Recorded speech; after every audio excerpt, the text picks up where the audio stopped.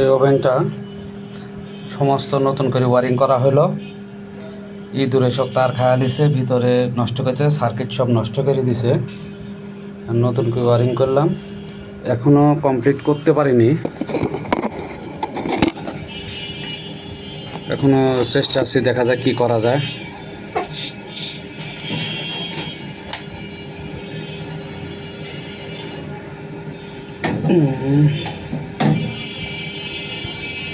আমার পুরাটা পাওয়ার যাচ্ছে, কিন্তু নিউট্রাল পাচ্ছি না।